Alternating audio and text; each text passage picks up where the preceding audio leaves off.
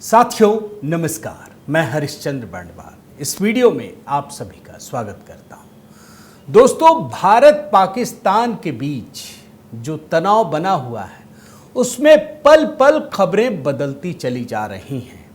भारत ने जिस तरीके से हमला किया है, मिसाइलें दागी हैं भारतीय सेना ने, उससे पाकिस्तान के होश फाख्ता हैं। लगातार नई नई खबरें आ रही हैं, लेकिन मैं अभी के इस वीडियो में कुछ बहुत ही ऐसी जानकारी दूंगा दोस्तों, जिससे आपको समझ में आएगा कि कैसे पूरा का पूरा लेफ्ट लिबरल गैंग फंस गया है। इसमें रवीश कुमार और बाकी कुछ पत्रकारों के उदाहरण के साथ आपको बताऊंगा कि जो लोग कल तक माहौल बना रहे थे, आज वो कैसे फंस गए हैं। आज उनकी बोलती बंद है। आतंकवादियों की भी लिस्ट आ गई है दोस्तों, एक एक आतंकवादियों की। और जैसे ही ये लिस्ट आई, उसके बाद क्या हुआ ये भी जानकारी दूंगा। और इतना ही नहीं दोस्तों, आज का दिन बड़ा भारी है। आज का ये जो रात है ना, वो भी भारी है। क्यों, ये मैं बताऊंगा। लेकिन कुछ मैं बेसिक जानकारी आपको दे देता हूं कि इस समय की स्थिति क्या है। भारतीय सेना ने पाकिस्तानी आतंकियों को मौत के घाट उतारा। उधर बलूचिस्तान, जो BLA बलूचिस्तान लिबरेशन आर्मी, उसको भी मौका मिल गया। उसने भी एक आध हमले कर डाले और कम से कम 16 पाकिस्तानी सैनिकों को मौत के घाट उतार दिया। दूसरी बड़ी जानकारी, भारत सरकार ने, विदेश मंत्री ने तमाम देशों को जानकारी दी। उसमें सबसे विशेष क्या है मैं बता देता हूं। सुरक्षा परिषद के जितने भी सदस्य हैं, पाकिस्तान को छोड़ करके सबको एक एक जानकारी दी गई। पाकिस्तान जो मुकर रहा था बहुत सारी चीजों से, अब पाकिस्तान ने मान लिया है कि भारतीय सेना ने 24 मिसाइलें दागी हैं। इजराइल हमेशा की तरह भारत के साथ खड़ा हो गया है और इसका असर आप देखिए। पाकिस्तान के रक्षा मंत्री जो आसिफ हैं, पता है उन्होंने क्या कहा है कि अगर भारत अब हमले करना छोड़ दे तो हम कुछ नहीं करेंगे। और इन सब का असर क्या पड़ा, मैं आपको छोटी छोटी जानकारी बहुत जल्दी में दे रहा हूं। पाकिस्तान का जो शेयर मार्केट है ना, वो बुरी तरह से बर्बाद हो गया, बुरी तरह से। जब से प्रधानमंत्री मोदी ने यह बात कही है, तब से लगातार गिर रहा है। और आज जैसे ही सुबह शेयर बाजार खुला, एकदम से धड़ाम हो गया। हालांकि भारतीय शेयर बाजार के बारे में जानने की इच्छा हो तो मैं बता दूं कि वो पूरी तरह से स्टेबल है दोस्तों। पाकिस्तान की जानते हैं बुरी हालत क्यों अभी भी बची हुई है। भारतीय सेना तो कुछ ना कुछ तो कर ही रही है, अभी भी कर रही है। लेकिन 9 मई को पाकिस्तान को वर्ल्ड बैंक से पैसे मिलने हैं। अब वो फंसा हुआ है। मोदी जी ने गजब किया दोस्तों। मॉक ड्रिल आज होना था, कल ही शाम को, कल ही देर रात को भारतीय सेना ने ठोक दिया। एक और बड़ी खबर बता देता हूं, चीन भी मुसीबत में फंस गया है। और चीन की मुसीबत की वजह क्या है मैं बताता हूं। चीन ने बहुत बड़ा अमाउंट, भारी पैसा पाकिस्तान में इन्वेस्टमेंट किया है। वो अपने प्रोजेक्ट को आगे बढ़ा रहा है। उसे पता है कि अगर पाकिस्तान ने जरा सा भी हमला किया तो भारत उसके बाद क्या कुछ करेगा, और उससे चीन के बनाए हुए सारे प्रोजेक्ट पर खतरा पैदा हो जाएगा। एक और छोटी बात आपको बता देता हूं, यह आपके और हमारे लिए बड़ा महत्वपूर्ण है। उत्तर प्रदेश में शाहजहांपुर में एक व्यक्ति ऑपरेशन सिंदूर की चर्चा कर रहा था मार्केट में। तब तक शांति प्रिय समुदाय का एक व्यक्ति आया और उसने उसे चाकू मार दिया। मैं सारी चीजें इसलिए बता रहा हूं ना, ताकि आप सतर्क रहें। अब मैं आपको बाकी पत्रकारों की कहानी सुनाता हूं। मैं निवेदन करता हूं कि एक एक कमेंट के साथ अपनी बात रखिएगा दोस्तों। आज का दिन बड़ा विशेष है, इसलिए कुछ ज़्यादा वीडियो आपके साथ शेयर कर रहा हूं। सबसे पहले आप देखिए, रवीश कुमार क्यों सोशल मीडिया पर ट्रेंड कर रहे हैं। उनका वीडियो बड़ा घूम रहा है। आप देखिए ना, dear Ravish Kumar, do not delete this video. ये कॉलमनिस्ट हैं, ये आर्टिकल लिखते हैं, बोल रहे हैं मत डिलीट करना। अब सवाल है कि क्यों लोग ऐसा कह रहे हैं। तो मैंने रवीश कुमार के जितने YouTube पर वीडियो है ना, उसमें हाल के कुछ वीडियो का आपको स्क्रीनशॉट दिखाता हूं। आप देखिए, ये पहलगाम के मुद्दे पर कुछ ना कुछ बता करके ये कोशिश कर रहे थे कि प्रधानमंत्री मोदी हो या इस देश का प्रो इकोसिस्टम हो, उसको किसी ना किसी तरीके से लांछन लगाया जाए। और एक बार तो सीधे सीधे वो पूछते हैं, आप देखिए जो सबसे ऊपर वाला लाइन है जिसमें थंबनेल है, वो तीसरा नंबर देखिए, पहलगाम और मोदी के 12 दिन। ये गिनती गिना रहे थे, 1 दिन हो गया, 2 दिन हो गया, 3 दिन हो गया। अब तो सरकार के लिए भी कार्रवाई करने का समय है। आप जानते हैं 4 PM के बाद पुण्य प्रसून वाजपेयी का भी चैनल गया, यही सवाल पूछ रहे थे ना, हर बात पर प्रधानमंत्री मोदी से सवाल, गृह मंत्री से सवाल। जब आज रात को दोस्तों, देर रात को भारतीय सेना ने कार्रवाई की, तो इतना लंबा चौड़ा पोस्ट किया, देख लीजिए, इतना लंबा चौड़ा। और उसमें भी क्या किया, मैं पूरा तो क्या पढ़ूंगा, इसमें पूरा ज्ञानवर्धक टॉनिक है। जैसे अफगानिस्तान में तालिबानियों ने एक भारतीय मुस्लिम पत्रकार की हत्या कर दी, तो जानते हैं ना क्या कहा था, बंदूक से निकली उस गोली को कोसा था।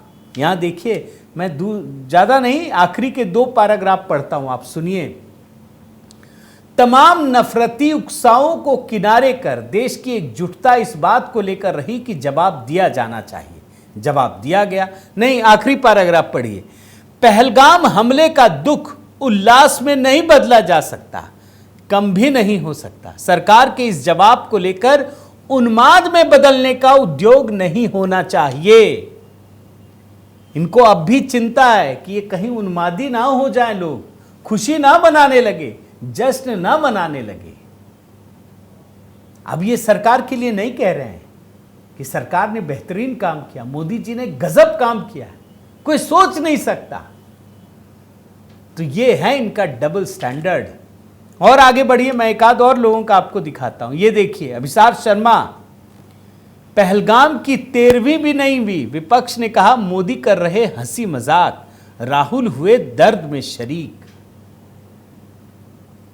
क्या बना, मैं सिर्फ उदाहरण आपके सामने रख रहा हूं दोस्तों कि किसी भी मुद्दे को लेकर ये किस हद तक जाते हैं, सरकार पे कैसे निशाना साधते हैं।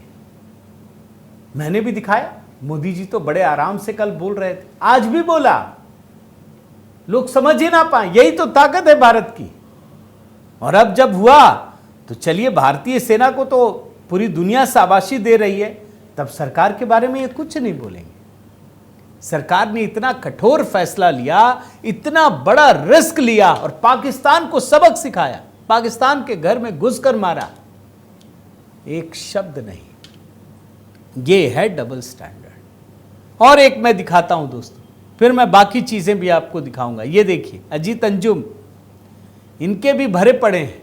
अब ये थोड़ा सा बड़ा बचते बचाते लिखते हैं, लेकिन सरकार से जरूर सवाल पूछते हैं, किसी ना किसी बहाने तो पूछ ही लेते हैं, और पूछना ही है इनको, पूछते रहिए। लेकिन जब इतनी बड़ी कार्रवाई हुई, तब भी तो आपको कुछ बोलना चाहिए था ना, कि सरकार ने चलो इनके सवालों का जवाब दे दिया। नहीं दिया। क्या लिखा है, जय हिंद की सेना, बस 4 शब्द, 4 शब्द, काम छुट्टी, खत्म। यह है दोस्तों डबल स्टैंडर्ड। लेकिन मैं मानता हूं कि प्रधानमंत्री मोदी के स्टाइल को इतना समझना आसान नहीं है दोस्तों। मैं कुछ छोटी छोटी चीजें आपको दिखाना चाहता हूं, और उसके बाद तो आतंकवादियों की लिस्ट दिखाऊंगा। प्रधानमंत्री मोदी ने आज कैबिनेट की बैठक की। आप जानते हैं, वैसे तो अगर आप देखेंगे ना तो बड़ा सामान्य सा लगेगा, लेकिन प्रधानमंत्री मोदी के पीछे की तस्वीर को बड़े गौर से देखिए। जब आप ये तस्वीर देखेंगे ना दोस्तों, तब समझ में आएगा। पीछे सिर्फ एक तस्वीर है, महात्मा गांधी की तस्वीर है, और ये अदा अद्भुत है, अद्भुत है। शांति के लिए इससे बड़ा संदेश हो ही नहीं सकता। प्रधानमंत्री मोदी के पीछे की तस्वीर को देखिएगा, महात्मा गांधी की तस्वीर है। शांति की परिभाषा सबके लिए अलग अलग होती है। मनमोहन सिंह के समय ये कायराना शांति थी, डरपोक वाली शांति थी। ये जो शांति है ना, वो ताकतवर की शांति है।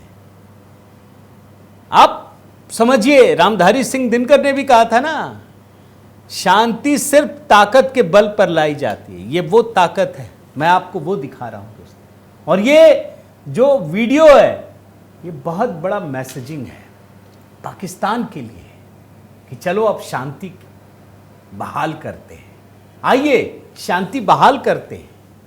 ये प्रधानमंत्री मोदी कह रहे हैं। और पाकिस्तान क्या करेगा नहीं करेगा ये तो अब इंतजार करना पड़ेगा दोस्तों। भारत सरकार ने तो कर दिया, मोदी जी ने अपना काम कर दिया। अब तो वहां से तस्वीरें आ रही हैं, अब वहां से वीडियो आ रहे हैं। और आप देखिए कितना बड़ा काम किया है भाई। पहलगाम में आपने कितने लोग मारे, यहां तो 24 मिसाइल दागी है और कम से कम 90 लोग मारे गए, मैं अभी आपको बता रहा हूं। और वो भी पूरी रिपोर्ट आ नहीं रही है। पाकिस्तान में जो लिस्ट जारी की गई है, देखिए, office of directorate and department Bahawalpur, ये सिर्फ बहावलपुर का है। लिस्ट देखिए, 3 पन्ने हैं, 42 लोगों के। आप देखते जाइए, सबका नाम भी लिखा है, एक एक आतंकवादियों का नाम लिखा हुआ है। आप देख रहे हैं, पूरी लिस्ट आपको दिखा रहा हूं। अब पाकिस्तान की चीजें इधर नहीं आ रही हैं, कम आ रही हैं, मगर जो छन छन के आ रही हैं पता तो चली जाता है ना। भारत सरकार ने एक बड़ा बेहतरीन काम किया है दोस्तों, आपको बता दूं। ये पाकिस्तान का नैरेटिव चलाने वाले लोगों को एकदम शिकंजा कस दिया है कि पाकिस्तान वाले कुछ भी बनाए, इधर खड़ाखट चलाने लगे। पाकिस्तान के गेस्ट को बिठाएं और बस भारत को गाली दिलाने लगे। अब वो नहीं चलेगा।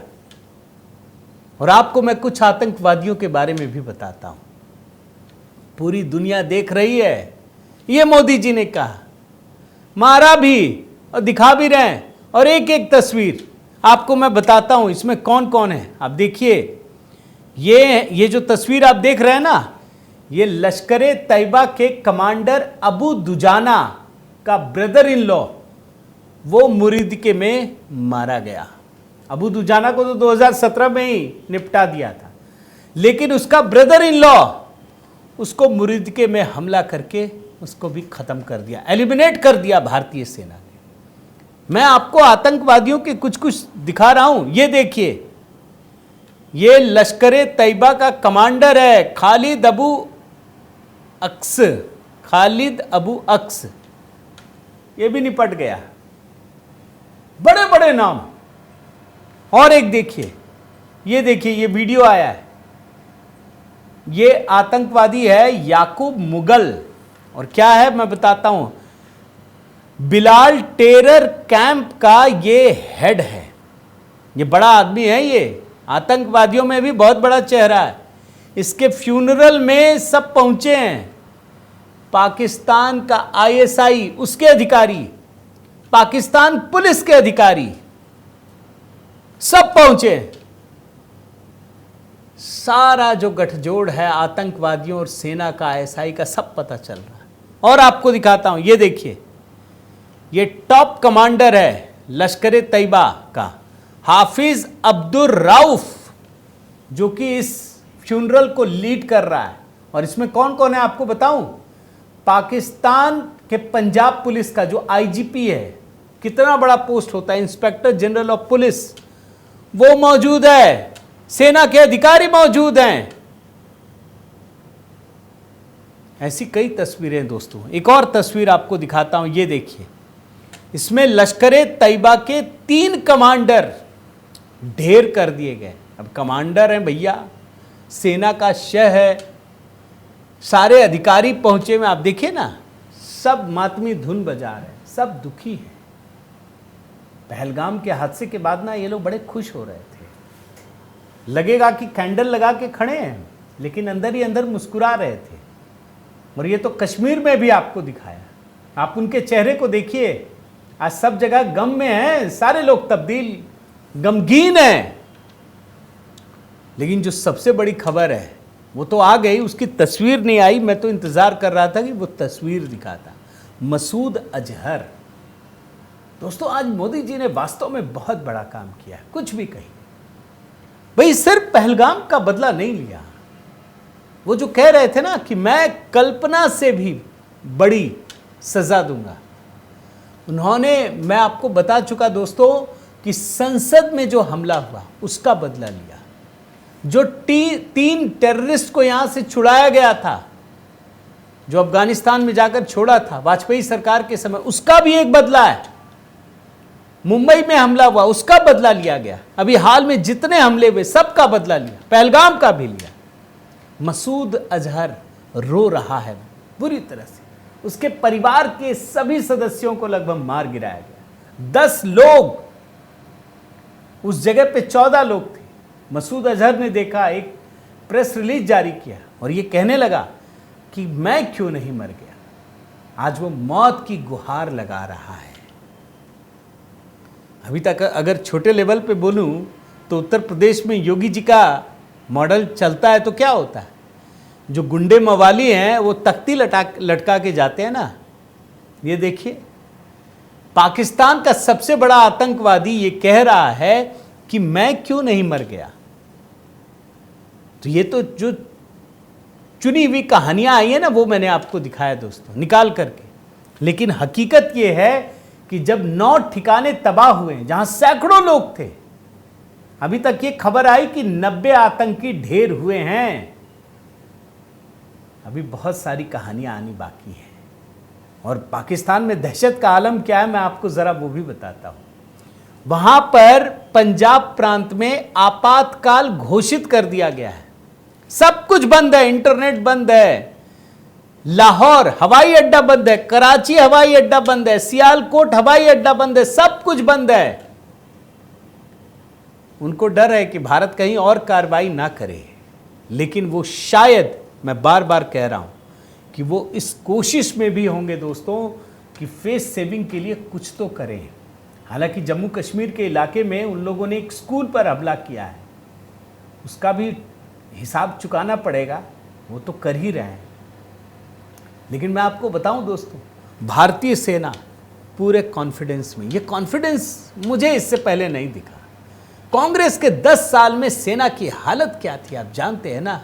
अभी मैं देख रहा हूं भारतीय सेना लगातार वीडियो जारी कर रही है। आपको दिखाता हूं एक वीडियो, ये देखिए। ये जो है कहां का ट्रेनिंग कैंप है, देखिए इसमें नाम लिखा हुआ है। इस ट्रेनिंग कैंप के विजुअल लगाए गए हैं, ये ऑपरेशन सिंदूर के। आप देख लीजिए कैसे इस सेंटर को ध्वस्त किया गया। और ऐसे 2 वीडियो, जब मैं वीडियो बना रहा हूं ना दोस्तों, 2-3 वीडियो जारी कर दिए जा चुके हैं। भारतीय सेना का ये कॉन्फिडेंस देखने लायक है। ये तभी से, अब देखिए एक बात बताना पड़ेगा दोस्तों, भारत की सेना कभी कमजोर नहीं रही, कभी भी नहीं। मैं तो रिसर्च कर रहा था, एक वीडियो कभी आपके सामने रखूंगा। नेहरू, इंदिरा, राजीव के समय कैसे भारतीय सेना को डिमोरलाइज किया जाता था। मनमोहन सिंह की सरकार में इस समय भारतीय सेना पूरे कॉन्फिडेंस में है। और आज जब प्रेस कॉन्फ्रेंस हो रही थी ना, मैंने तो वो वीडियो दिखाया नहीं दोस्तों, लेकिन मेरी इच्छा है कि आपको दिखाऊं। कर्नल सोफिया कुरैशी और एक और अधिकारी थी, लेकिन इन्होंने हिंदी में कहा। मैं इसका एक छोटा हिस्सा आपको दिखाता हूं, किस कॉन्फिडेंस के साथ एक एक बात। ये जो राहुल गांधी और बाकी पूरी टीम मांगती थी ना, सबूत दो सबूत दो, आज सब कुछ दिया। पाकिस्तान वाले भी दे रहे हैं, वहां के आतंकी भी दे रहे हैं, वहां की आर्मी भी दे रही है और भारतीय आर्मी भी दे रही है। ताकि राहुल गांधी जी अब मत पूछिएगा, सबूत चाहिए, देख लीजिए, वीडियो, फोटो सब कुछ दिखा दिया। एक बार देखिए दोस्तों इस हिस्से को। यह एलओसी से 30 किलोमीटर दूर था। लश्कर ए तोयबा का बेस था जो रजौरी पुंछ में सक्रिय था। 20 अप्रैल 2023 को पुंछ में और 9 जून 2024 को तीर्थ यात्रियों के बस हमले में यहीं से आतंकी को ट्रेन किया गया था। बरनाला कैंप बिम्बर, यह एलओसी से 9 किलोमीटर दूर है। यहां पर हथियार हैंडलिंग, आईडी व जंगल सर्वाइवल का प्रशिक्षण केंद्र था। अब्बास कैंप कोटली, यह एलओसी से 13 किलोमीटर दूर है। लश्कर ए तोयबा का फिदाइन यहां तैयार होता था। इसकी कैपेसिटी 15 टेररिस्ट को ट्रेन करने की थी। अब मैं पाकिस्तान के अंदर के टारगेट से अवगत कराना चाहूंगी। पहला, सर्जल कैंप सियालकोट, यह अंतर्राष्ट्रीय सीमा से 6 किलोमीटर की दूरी पर है, सांबा कटवा के सामने। ये मानना पड़ेगा दोस्तों कि इस मौके पर सरकार चौतरफा काम कर रही है।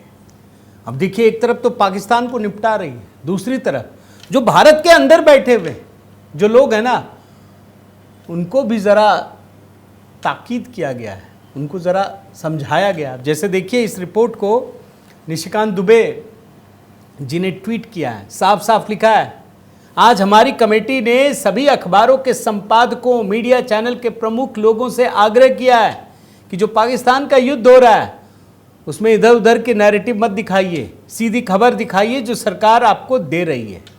पहले आप भारतीय हैं और युद्ध सेना लड़ रही है। लेकिन मैं आपसे एक बात जरूर कहूंगा दोस्तों, इन परिस्थितियों में ये मत समझिए कि हमने जश्न मना लिया और सब कुछ खत्म। अभी युद्ध बचा है और पूर्व सेना प्रमुख ने लिखा भी है कि अभी तो बहुत सारी चीज़ें बची हैं।